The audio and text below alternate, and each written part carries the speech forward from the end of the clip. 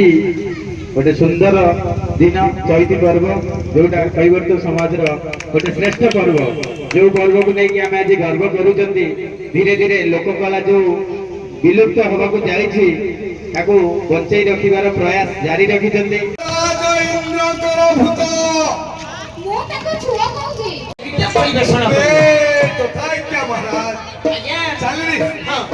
शिखरपुर नदीकूल साहिरे दुईदिनिया चैताली घोड़ा नाच पर्व अनुष्ठित।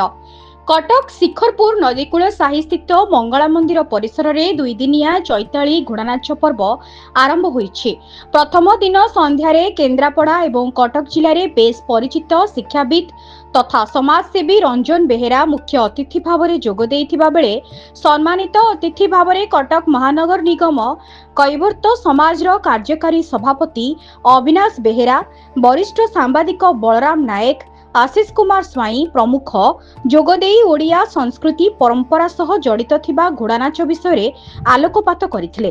कला बंचिले समाज बंचिब, तेणु कला बंचिबा पई नदीकूल साहिर ग्रामवासी मांको एभली उद्यम को प्रशंसा करथिले समाजसेवी रंजन बेहेरा। प्रथम संध्यारे गायक मोहन चरण बेहेरा एवं तांको साथी कलाकार मानक द्वारा घोड़ा नाच परिवेषण करा जायथिला। निहाती गोटे बहुत नियारा कथा जे आज आधुनिक जुगरे जोटा विलुप्त हो जाऊँगी घोड़ा नाच कंढई नाच जे कैवर्त समाजर समस्त भाई मानक मु अशेष अशेष धन्यवाद देवी।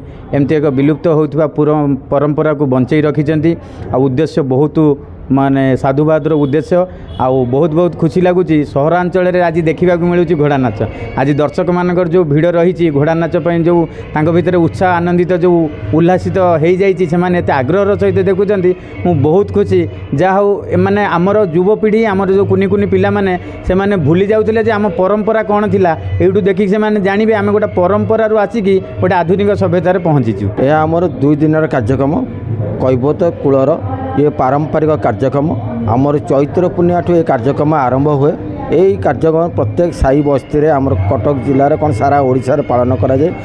आमर मध्य गोटे कटक महानगर तरफ पाइक साई भी चैत्र महोत्सव पालन कराई। आमर एठी नईकूल साई शिखरपुर आमर 2 दिन धरी कार्यक्रम हम। आज प्रथम दिन और काली द्वितीय दिन 2 दिन धरी आमर कार्यक्रम हम। कलाकार मैंने आसवे कौन कार्यक्रम घोड़ा नाच व्यतीत आ किसी ना खाली घोड़ा नाच नहीं घोड़ा नाच जेहेतु आमर यहाँ पारंपरिक कला जोटा आपंकर लुप्त पाई आसुच्छी कि आम बंचे रखा चाहूँ आम माँ बासड़ी को पूजा करूँ एवं घोड़ा नाच करूँ।